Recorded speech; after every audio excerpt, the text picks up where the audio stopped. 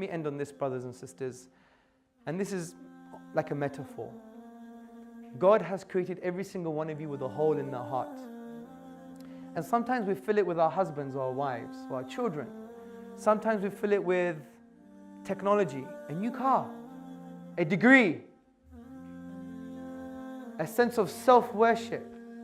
I want to be successful. I'm the man, I'm the powerful. But when we do that, we have another hole in our heart. And another one and another one. But brothers and sisters, the moment you fill that hole with the love of God, with the love of Allah, you won't have any holes left. And you might be poor.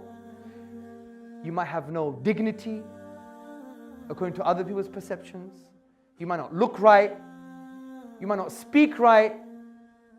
If you unwrap yourself with all of this linguistic wrapping, I'm Pakistani, I'm Jewish, I'm Caucasian, I'm a businessman, I'm a teacher, all of this linguistic wrapping, when you unwrap yourself, you'll find the love of God.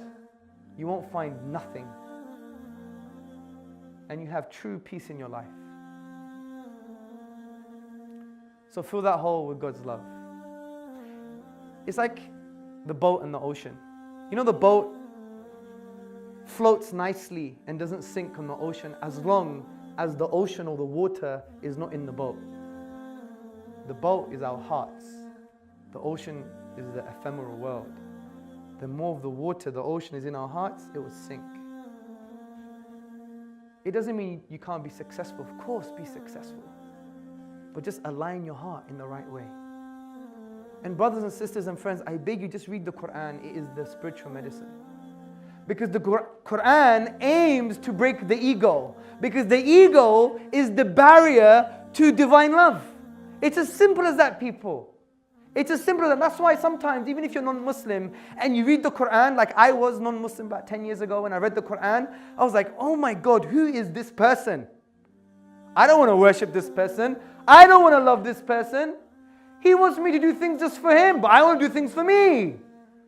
By God, someone told me before I was Muslim, in my living room, we don't do things for other people or ourselves or our ego. We do things for God. I felt sick in the toilet. I nearly felt sick. And that was my arrogance. The Qur'an was giving me the medicine. It was shaping me, because the Qur'an does this. It makes you wake up to reality and says, you think you're someone. You think you're self-sufficient. But you were nutfatin min maniyin. You were a drop of fluid from a drop of semen. If you have this on your hand, you'd be like, ugh.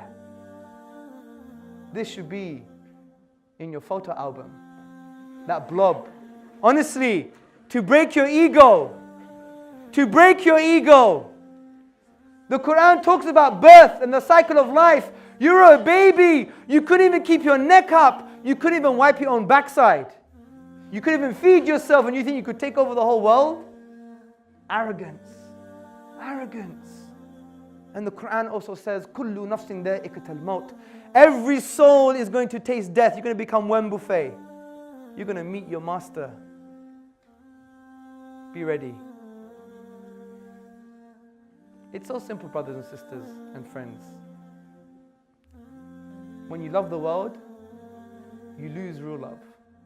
When you love Allah, you gain absolute love. God wants to liberate your minds. He wants to free you from this slavery and liberate your hearts.